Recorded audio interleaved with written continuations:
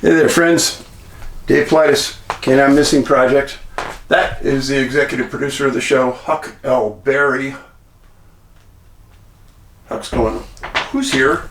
Who's watching me? Yeah, he's a good girl. He's a good girl. I took her in to get a spring coat cut, and they just annihilated her coat. I think she got a summer cut, but I'm not sure. She's got some pretty short hair, but she's a lot more comfortable in the house these days. She's not so hot, which is a good thing. He's a good girl. He's a good girl. And she's the perfect backdrop for the cruise poster. Yeah, myself, Chris Bledsoe, Joe Hauser from the Montana Vortex. It's going to be the Missing 411 cruise. Put your phone on that box right there in the top right, and they'll give you all the information you want, or go to Gather Up Events. Now, some of you may know the premiere for National Parks just happened. You can get DVDs and Blu-rays over at our store at missing411.com. And some of you may not know this. I am going to be in Ocala, Florida this summer, and for Gather Up Events, I put on the first Bigfoot event there with Gather Up. They invited me back, so it'll be a huge event. Go to Gather Up, one word, events, and you will see all the information about Ocala. And I'm also going to be in Gatlinburg, Tennessee. This is a huge event they put on, and I'll be talking about Bigfoot. And those right now are the only two times I'm going to be talking about Bigfoot this year. And that's okay, because Missing 411 is going to get a lot of airtime and a lot of play. And that's fine with me. So, those two events, Tennessee and Florida. And of course, the Bigfoot cruise and the Missing 411 cruise. I'll be on it. I'll be hosting excursions. It is going to be a blast. That's one thing I look forward to every year, is that Alaska cruise. And now let's talk about today's show. Friends, if I had to do a profile of a case that exemplifies strangeness and where everything went wrong that should have went right, this was it. And it involves a missing girl, 2 years old, a case I've never talked about and you've never heard of. Oh, I'm sure everyone's going to pick this up and they're going to run with it. Oh, look what I found, you guys, on their YouTube channel. But that's okay. It's okay. And when I talk about canines specifically, searching dogs, I've told you before that I had years of experience around our canine team on the police department. And I have no recollection of our dogs not tracking down a missing person or a bad guy. I'm sorry, I don't.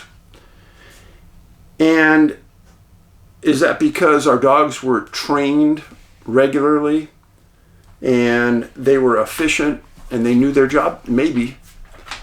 Just like a soldier, they're only as good as their training. A dog, only as good as their training.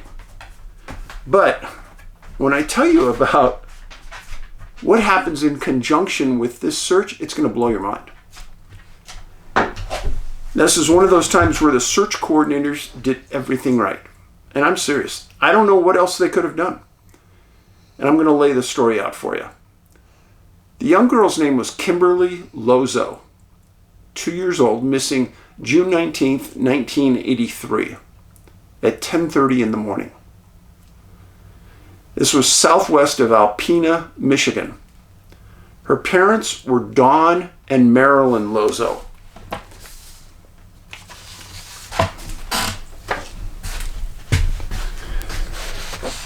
Now remember when I told you when we had that video about a sailboat leaving Sheboygan filled with people that supposedly was going to Drummond Island. Well, I'll just go a little bit south. And this is where Kimberly was at with her family. Got it? This is Lake Huron right here. This is Michigan.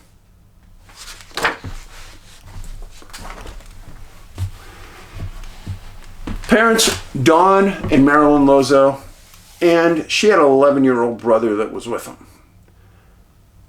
The family lived in Coquitlam, Michigan, and the father worked for GMC. Oh, another case related to the auto industry. Remember what I told you about this in previous? It's weird.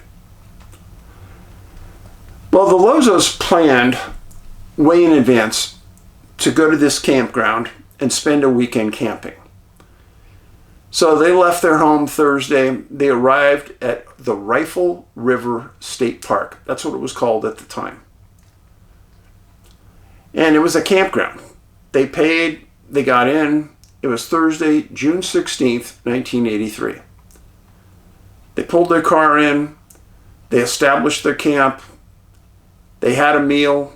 And then they started to do what everyone does when they get to a new campground. They go out to explore. That's the fun of it. They stayed together as a family. The area kind of was a composite of thick woods, multiple ponds, small lakes, and the Rifle River. River was nearby, and it was a real popular spot for kayakers and canoes. It wasn't a real fast river, kind of slow moving at the time. And wasn't a ton of people at that point.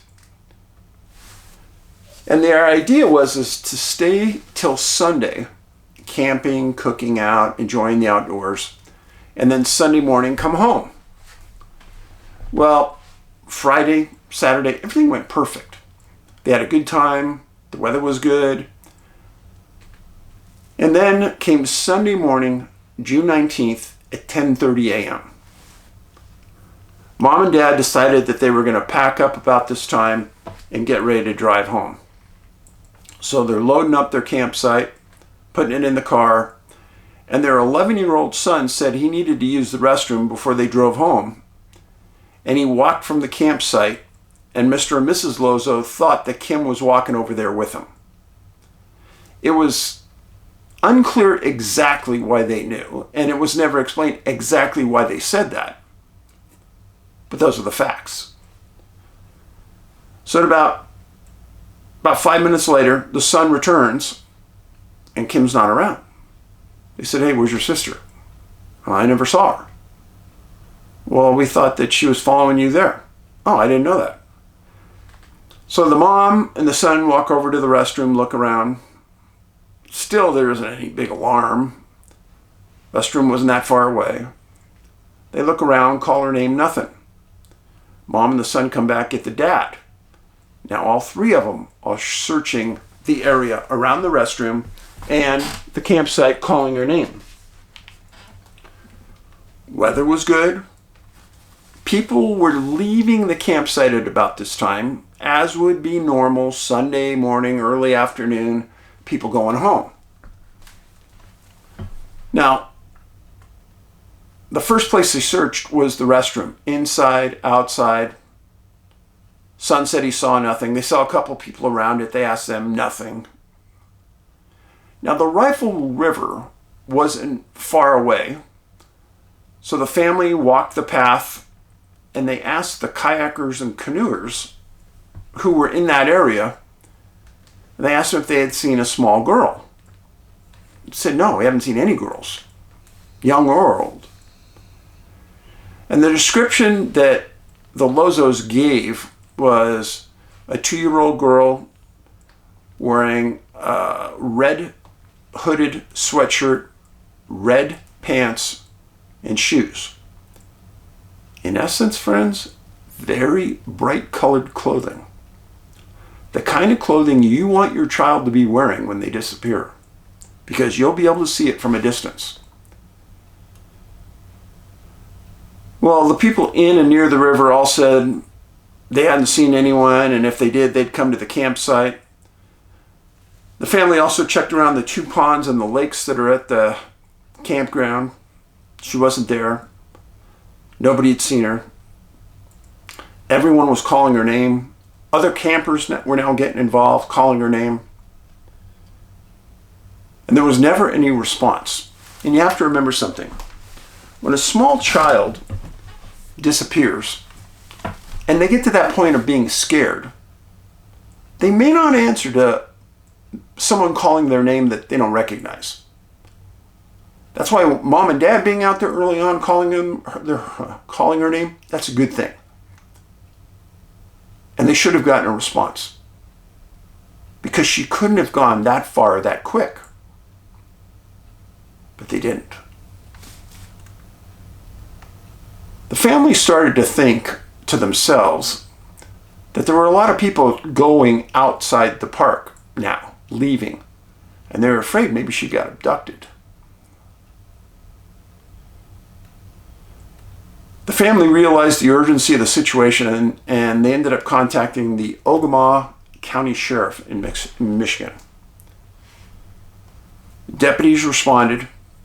They arrived quickly, and the family explained the situation to the deputy. That deputy immediately called for more deputies and Department of Natural Resource wardens from Michigan. They arrived. They did what would be called a hasty search, breaking that campground area into small quadrants, searching it thoroughly, nothing, calling her name, nothing. Essentially going over the same ground the Lozos did, nothing. It was at about this point that the senior deputy in charge called for a supervisor. They responded, and they had a conversation about calling in mutual aid. They had a 2-year-old girl missing. It was getting late at this point, and they needed help. Well, that mutual aid included every available law enforcement in that area. The deputies, as they're waiting for this, they started to talk to campers in that area, write down their name. Had they seen the girl? Nobody had seen anything, except 2 boys fishing near the river saw her walking, not exactly toward the river, but in that campground area. So the direction that the boys saw her was where the deputies started searching, but they found nothing. Now, as the deputies were calling for mutual aid, an absolute stroke of luck. Friends, this is like 1 in 1,000, maybe 10,000. Deputies were told that Michigan State law enforcement was sponsoring a special training session for tracking dogs in the state at Kalamazoo. The state police supervisor made a call into the academy doing the training and said, hey, we need to suspend training. Send 12 of your best dogs right here. You talk about a stroke of luck. Most dogs are not available on Sundays because guys are off. Here they all are in one place. What? And some of the best dogs in the state.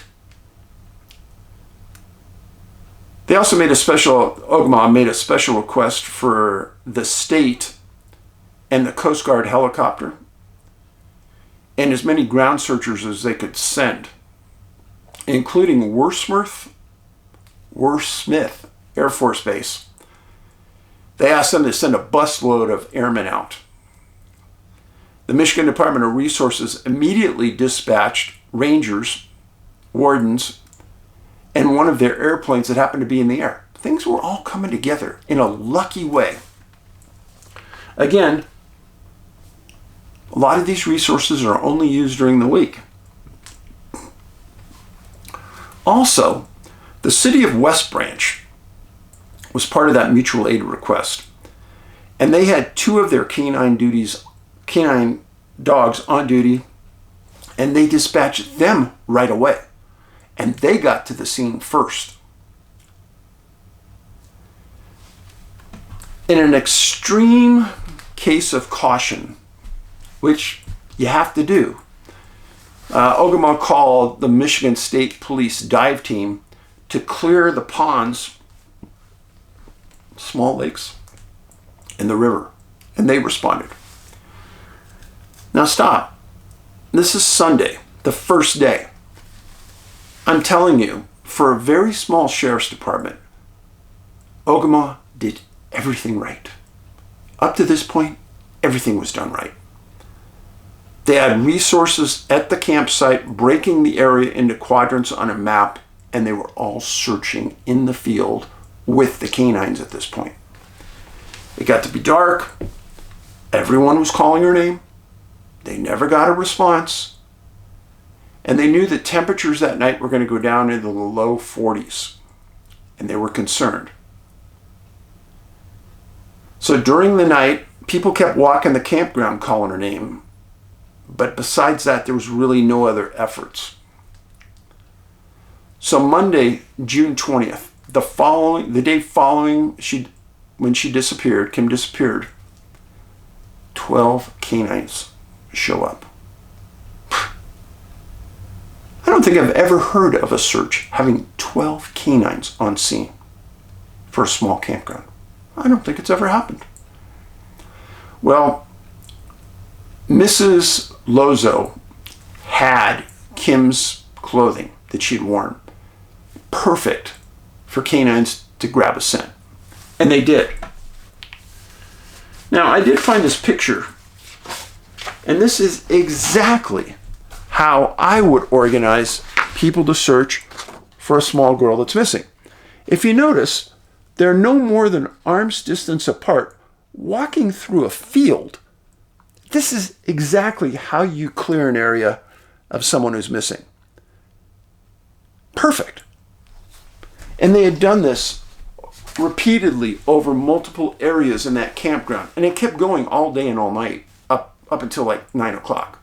They started early the next morning, and they kept going all day Monday. Grids were being searched by ground and by dogs. The area where the two kids that were fishing saw Kim were heavily worked. They weren't finding anything. The U.S. Coast Guard helicopter was flying the skies, and I confirmed that helicopter in 1983 had FLIR. So they're FLIRing the ground. I guarantee they should have found her if she was there. Now here's a close-up of the area that she was missing in, that Rifle River area. And I want you to take a close look. The amount of water that is there. Those are all ponds and lakes. Remember what I've told you about areas like this? Those areas have the most disappearances. Well, you could say, well, it's because kids fall into water. That's the reason. No big secret. Okay, well, hold your taters, because the story's not done.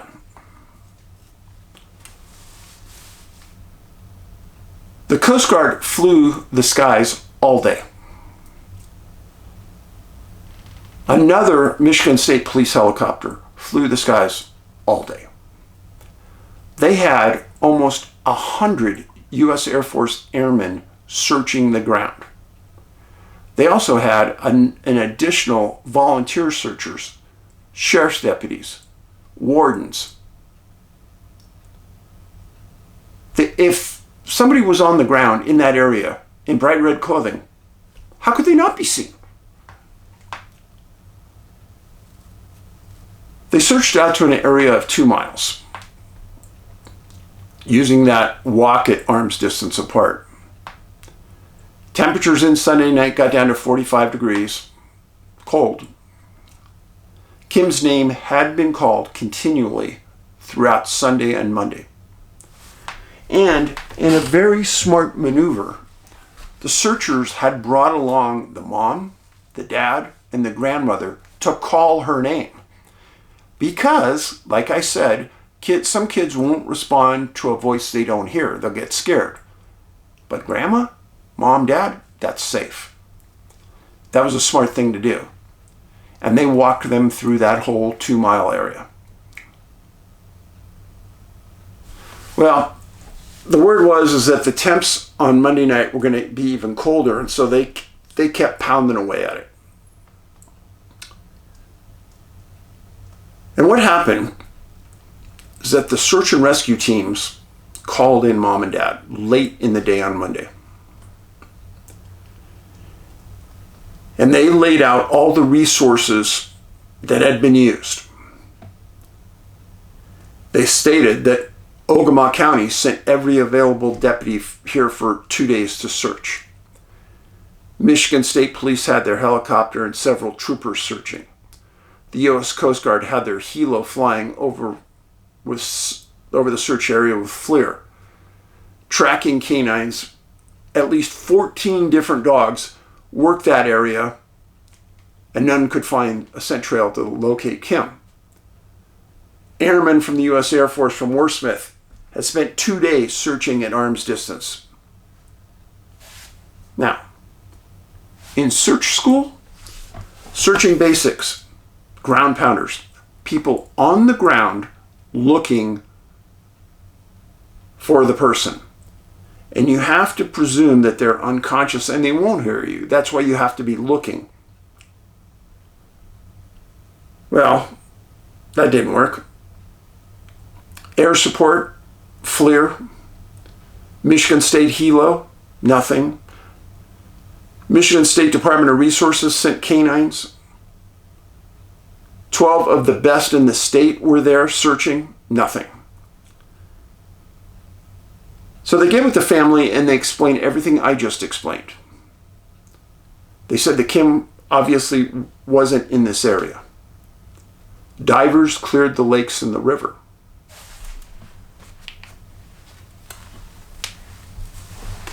The SAR commanders explained to the people that we don't know where else to search. We have covered every area imaginable. We don't know what else to do. And this is exactly what SAR commanders do to everybody, every family, usually at the end of a week, but this is at the end of 2 days. And they said, hey, right now we've got our people out there looking for her one last time. With the implication being they were pulling out. They didn't say it. That was the implication in all the articles. It was 8 p.m. on Monday night. Again, search and rescue teams were out making a final sweep of that SAR zone. And one of those teams was an Ogama County deputy named Monty Antcliffe and a U.S. Air Force airman named Robert Burgess. They were working an area, quote, several hundred yards from the Lozo campsite in heavy timber. This area had been searched by dogs and people multiple times. The pair walks through this area and they walk up to Kim laying down on the ground face down, seemingly unconscious.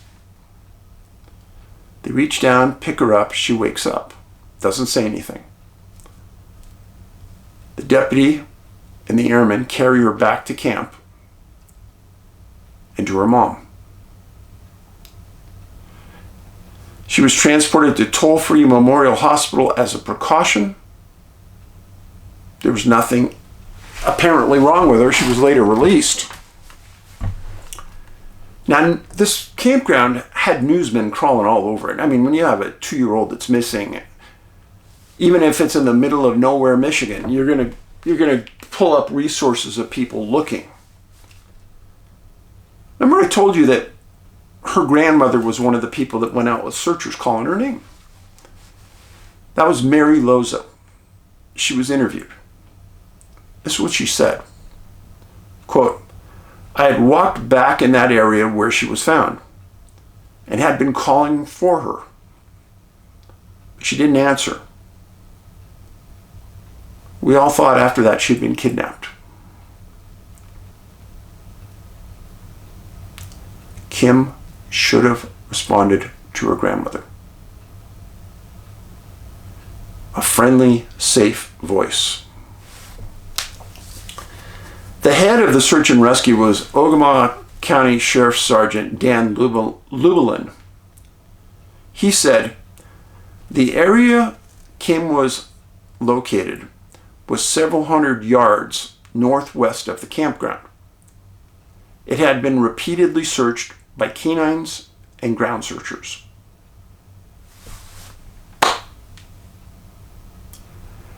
I'm not sure if I could have designed a case to exemplify the missing 411 profile as this. Surrounded by water, number one. Number two, they didn't find any of her tracks that they could follow. Number three, canines. Not one, not two. 14 didn't pick up her scent.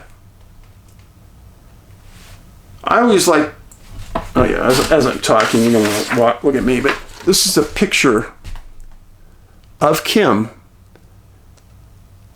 as she was picked up by the deputy. I want you to focus on her eyes.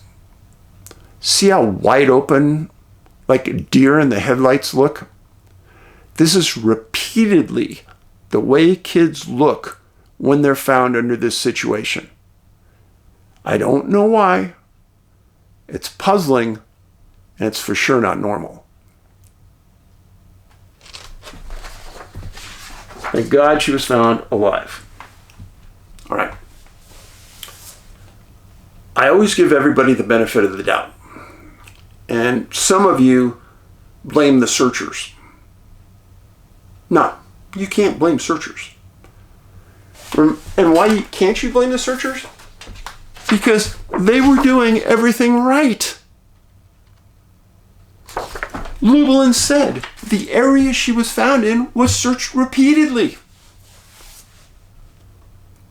Canines are trained to follow scent. If the scent isn't there, they can't follow it.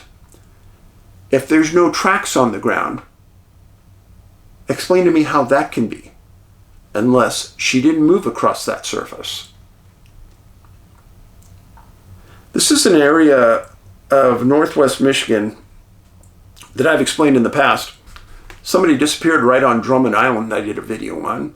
The sailboat disappeared, people on board, no, where'd they go? Where'd the boat go? And then you have this case. Now, why was Kim found when some kids are never found? Well, that's the million-dollar question. And then, why was she found at that 11th hour? If they were getting ready to pull out of the search, and they would have left that night, it's a guarantee she would have died, because no one would have been looking. Another puzzling aspect to this. Kids at 2 years old, driven by food and water and love. Mainly food and water. So they smell food. Everyone's barbecuing at the campsite. It's only a couple hundred yards away. That's what they said. Would that have pulled her in to the food if she smelled it? It's points that have been made in other searches about children. You know, let's cook something and maybe that'll bring them in. But if they aren't there, they can't come in. I looked for articles after this where maybe law enforcement maybe interviewed her. They didn't. Maybe the parents asked her some questions. They didn't. At least that was publicized. It's a weird case, friends. And if you're new to Missing 411, you can think all you want and come up with rationalizations about why she wasn't found in those 38 hours that she was missing. But the reality of it is, you have too many factors coming into play that have proven to work time and time again in search and rescue. And none of it worked. None of it did. Until the last 11th hour, when everyone's getting ready to leave, and two people just stumble onto her laying on the ground. I would appreciate you posting this on your social media. And I want to thank you for being here, and your comments are always appreciated on the video. And on this video, I have posted a link to all 900 of the videos I've made. Please watch them. It helps us immensely. And every one of you, I need to hear from you if you are subscribed and you aren't getting your notifications. And if you are not subscribed, please subscribe. It helps us. And since we are in the spring, if you have a hiker, fisherman, somebody that loves the outdoors that has a birthday coming up, think about getting them a personal locator beacon. Yes, that is a little device about the size of a phone that when you activate it, sends a signal to a satellite, who sends it to the National Oceanographic Atmospheric Administration that a hiker is missing. It can find that person within 10 feet. It's a miracle device. It'll save a lot of lives. I've professed everyone going into the woods should have one of these. So if you have a son or daughter, uncle, aunt, this is the gift to give them, because it really expresses love. So, be safe, be kind. Huck's laying here. I'm surprised she's not snoring. Be kind. Kindness is key. Paulides out.